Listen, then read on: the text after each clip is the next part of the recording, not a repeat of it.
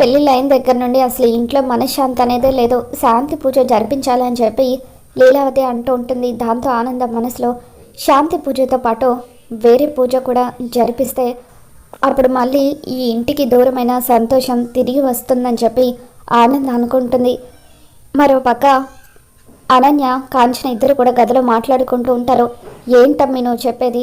కొండ నాలుకకు మందేయబోయి ఉన్న నాలుక ఊడగొట్టుకున్నట్టు వాళ్ళను చంపాలనుకొని నీ మొగుడిని నువ్వే యాక్సిడెంట్ చేసినావా అని చెప్పి అంటూ ఉంటే, అనుకోకుండా నా మొగుడు అదే టైంకి అక్కడికి వస్తే నేనేం చేయనమ్మా? ఈరోజు ఆ మొగుడు పిల్లలు ఇద్దరిని కూడా యాక్సిడెంట్ చేసి చంపేయాలనుకున్నాను, జస్ట్ మిస్ అయింది అని చెప్పి అనన్య అంటూ ఉంటే, వాళ్ళ మాటలు వినేసిన ఆనంద భైరవి కోపంగా అక్కడికి వచ్చి అనన్య జుట్టు పట్టుకొని, ఏమి నా కొడుకు కోడల్ని చంపాలని చూస్తావా అని చెప్పి ఒక్కసారిగా అనన్యను మంచం మీదకి తోసేస్తుంది. నీ పుచ్చ పగిలిపోయే ట్రీట్మెంట్ ఇచ్చి నీకు పిచ్చి లేదన్న నిజాన్ని ఇంట్లో వాళ్ళ ముందు బయట పెట్టకపోతే నా పేరు ఆనంద భైరవియే కాదు అని చెప్పి ఆనంద అంటూ ఉంటే, అప్పుడు అనన్య బెడ్ మీద పడుకొని కాలు మీద కాలు వేసుకొని స్టైల్గా ఊపుతో, ఏం చేయగలరు? మహా అయితే ఇంట్లో శాంతి లేదని చెప్పి శాంతి పూజ చేస్తారు అంతే కదా, పూజ వల్ల నాకే ఇబ్బంది కలగదు అని చెప్పి అనన్య అంటూ ఉంటుంది.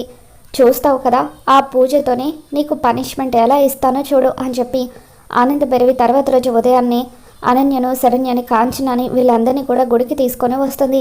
అక్కడ పంతులు గారు, ఇప్పుడు చేయబోయే పూజ వల్ల ఈ అమ్మాయికి పిచ్చి తగ్గుతుంది, ఇంకా చెప్పాలంటే దీన్ని పూజ అనే కంటే వైద్యం అంటే బాగుంటుందని చెప్పి అలా పూజ పేరుతో అనన్యను మెట్లు కడగమని, మెట్లకు బొట్లు పెట్టమని చెబుతూ ఉంటారు. ఇక దాంతో అమ్మో ఇదంతా నేను చేయలేను అని అనన్య అంటూ ఉంటే, అప్పుడు ఆనంద చేయకపోతే నిన్ను మెంటల్ హాస్పిటల్కి పంపిస్తాను అని చెప్పి అంటూ ఉంటుంది. అమ్మి ఆ మెంటల్ హాస్పిటల్కి వెళ్తే ఇంతకంటే నరకంగా ఉంటుంది, దానికంటే ఇదే బెటర్ అని చెప్పి కాంచన అంటూ ఉంటుంది. ఆ అమ్మాయికి తోడుగా మీరు కూడా అన్ని పనులు చేయొచ్చు అని పంతులు గారు అంటూ ఉంటే, అమ్మో ఇప్పుడు ఈ పనులన్నీ నేను కూడా చేయాలని కాంచన షాక్ అవుతూ ఉంటుంది. ఇక తర్వాత అనన్య, కాంచన ఇద్దరు కూడా గుడిమెట్లు కడుగుతూ గుడిమెట్లకు పసుపు రాసి బొట్లు పెడుతూ ఉంటారు.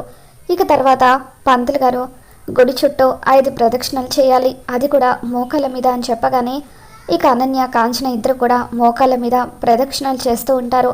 అమ్మో నా మోకాళ్ళ చిప్పలు చితికిపోయేలాగా ఉన్నాయి, ఇక నా వల్ల కావడం లేదు అని చెప్పి అనన్య కాంచన చెవిలో అంటూ ఉంటే, నా పరిస్థితి కూడా అలాగే ఉంది అని కాంచన అంటుంది.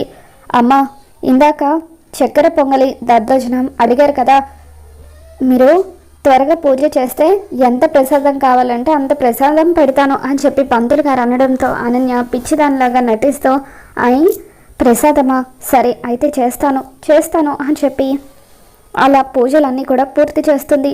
పూజ పూర్తయ్యాక తిక్క కుదిరిందా అని చెప్పి ఆనంద భైరవి అడుగుతూ ఉంటే అందరూ షాకింగ్గా చూస్తూ ఉంటారు. అదే పూజ అయిపోయింది కదా, పిచ్చి తగ్గిందా అని అడుగుతున్నాను అని చెప్పి ఆనంద భైరవి అంటూ ఉంటుంది.